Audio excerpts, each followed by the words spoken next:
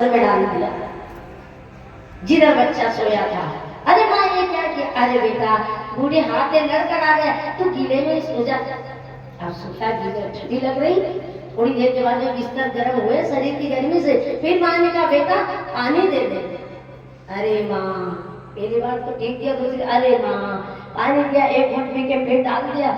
अरे मैंने मुश्किल से मेरे शरीर की गर्मी से बिस्तर गर्म किया, फिर गिला कर दे। सो जा बेटा। ठीक है सोया। थोड़ी देर में फिर माँ का बेटा अरे माँ क्या है? बोले प्यास लगी, एक घूंट पी के फिर बिस्तर में डाल दिया, गीला। चौथी बार आवाज दिया माँ ने बेटा पानी। बोले माँ ये क्या पागलपन है? बोले क्या हो गया? बोले 4 बार हो गया गीला कर दिया मेरा बिस्तर। बोले बेटा यही तो ऋण चुकाने की बारी है, एक रात में 4 बार पानी से तेरा बिस्तर भिगोया, तू सेध नहीं किया।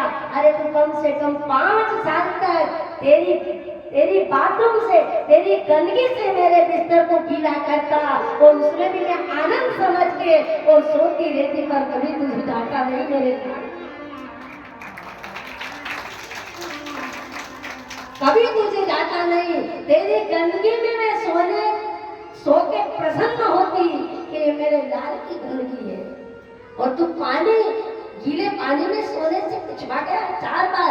मैं तो 5 साल तक तेरी गंदगी में सोई, इसके बाद में मुझे आनंद आया। ये माँ का ऋण है, चुका सकता है। हाथ जोड़ के खड़ा हो गया, माँ का ऋण सकता है, इंसान की तो क्या होगा। तो अपनी माँ से बड़ा हमारे लिए कोई प्रेमी नहीं हो सकता है। मेरे बेटियों ध्यान रखना, अपने पिता से बड़ा अपना कोई शुभचिंतक नहीं हो सकता है, और अपने भाई से बड़ा अपना कोई रक्षक, अपना कोई कवच नहीं हो सकता है। प्रेम करो आप उनसे, और जब जी होती है अपनी मर्जी से हम जीवन साथी का चयन कर लेते हैं, समाज में वो माँ पिता और भाई की आंखें झुक जाती है। जब जब माँ की आंख से आंसू निकलते हैं, माँ और बाप के आंख के आंसू में हमारे जीवन की सारी खुशियां बह जाती है, हमें जीवन में कभी खुशी नहीं मिलती। इसलिए जीवन में ऐसी गलती आने लगती है, किसी भी परिस्थिति में ये गलती नहीं करना कि हम अपने माता पिता की मर्जी के बगैर अपना जीवन साथी का चयन करें। मित्र बनाना है, अपनी माँ को मित्र बनाओ। माँ से बेटी को कभी कुछ नहीं छुपाना चाहिए, सब बात अपनी माँ से शेयर करो।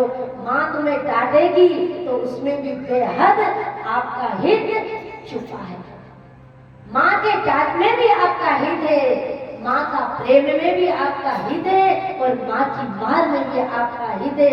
उससे बड़ा कोई हित सिद्ध नहीं है। इसीलिए कहते ऊपर जिसका अंत नहीं है उसे ही आसमां कहते हैं, और जहाँ में जिसका अंत नहीं है उसे ही माँ कहते हैं। तू कितनी अच्छी